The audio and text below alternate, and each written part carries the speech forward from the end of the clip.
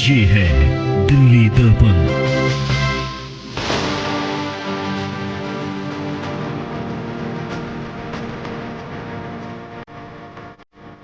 ये चुनाव में तो सब लोग आते हैं, चुनते हैं। लोगों ने बैलेट पेपर से चुनाव देना है, जिसको जिसको जो पसंद होगा वो देगा। लेकिन अग्रवाल समाज की एक यही अपील है कि ज़्यादा से ज़्यादा वोटों से भाजपा के कैंडिडेट को जिताए।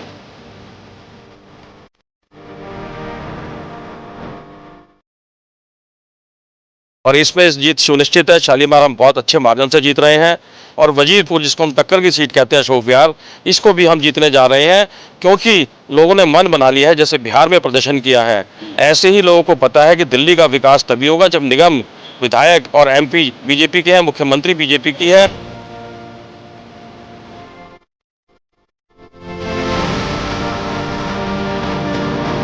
नमस्कार। दिल्ली नगर निगम उपचुनाव का बिगुल बजा हुआ है। ये एमसीडी की का सेमीफाइनल माना जा रहा है, जो मेन चुनाव होंगे सवा साल 2 साल से पहले। इसलिए तमाम जो तीनों पार्टियां हैं उन्होंने पूरी जान झोंक दी है। और विशेषकर मैं अगर अशोक विहार वार्ड की बात करूं तो यहाँ मुख्य मुकाबला आम आदमी पार्टी और बीजेपी के बीच ही है।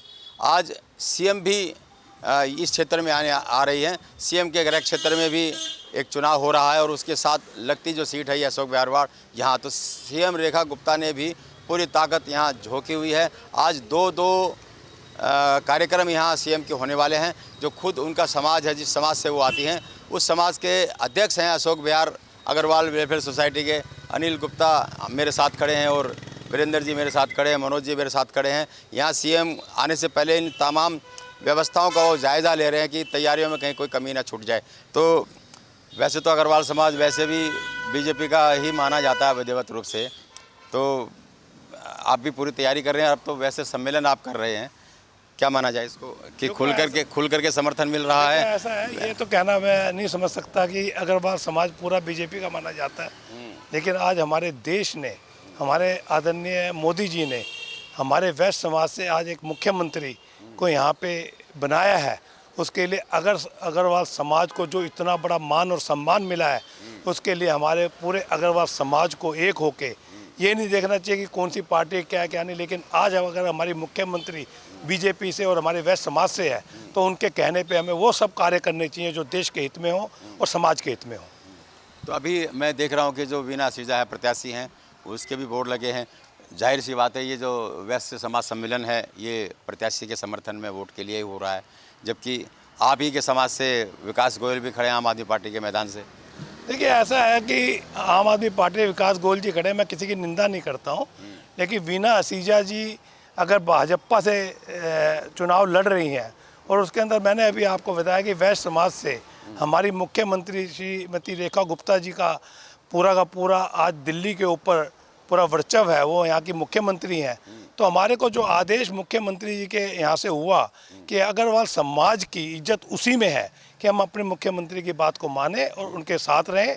और रही बात ये, चुनाव में तो सब लोग आते हैं, चुनते हैं। लोगों ने बैलेट पेपर से चुनाव देना है, जिसको जिसको जो पसंद होगा वो देगा। लेकिन अग्रवाल समाज की एक यही अपील है कि ज़्यादा से ज़्यादा वोटों से भाजपा के कैंडिडेट को जिताएं और कोशिश करें कि वो आके पूरे अपने क्षेत्र की पूरी सेवा करें और क्षेत्र की जो भी समस्या है उसका समाधान करें।